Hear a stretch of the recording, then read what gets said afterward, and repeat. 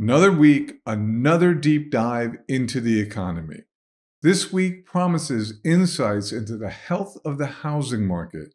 We'll see how consumers spent in the month of September, and of course, we will track other key economic indicators. This is Devlyn Steele for Augusta Precious Metals, and this is your economic preview. Before we begin, remember to like this video and subscribe for more economic updates. On Tuesday, the National Association of Home Builders will provide us with the week's first set of housing market numbers when they issue their Housing Market Index for October. Economists forecast the index, which measures builder sentiment, will come in at 45, right where it did in September. Index measures below 50 are indicative of greater pessimism among builders. The metric has struggled a bit since hitting 56 in July, which marked the 7th straight month of increases. Higher mortgage rates have caused builder sentiment to decline in recent months.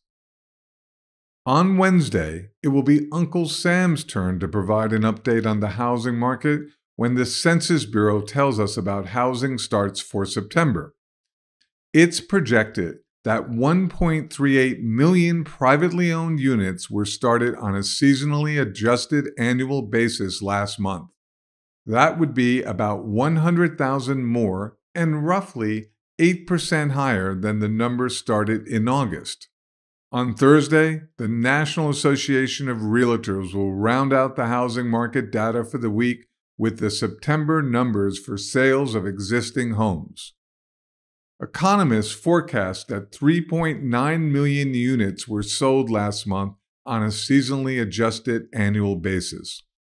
That would translate to a decline of 3.5% month over month, considerably deeper than the 0.7% monthly decline in August. Shifting gears, the Census Bureau will update us this week on retail sales data for September. It's expected that retail sales climbed 0.3% month over month. Excluding automobiles, sales are expected to have increased 0.2%. The positive numbers projected would suggest consumers are still inclined to spend amid the challenges posed by persistent inflation and higher interest rates. It's worth noting, however, that this month's expected growth rates would be a clear deceleration from those of August, which saw retail sales jump 0.6% month over month, both including and excluding auto sales. Finally, this week, the Conference Board will release the September edition of its widely followed leading economic index on Thursday. The consensus forecast says the monthly index will fall yet again by 0.4 of a point, matching the decline in August. If the index drops as expected, it will mark the 18th consecutive month the LEI has declined.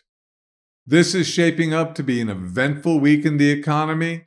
Join us again on Saturday when we recap the biggest developments. This is Devlyn Steele for Augusta Precious Metals, signing out.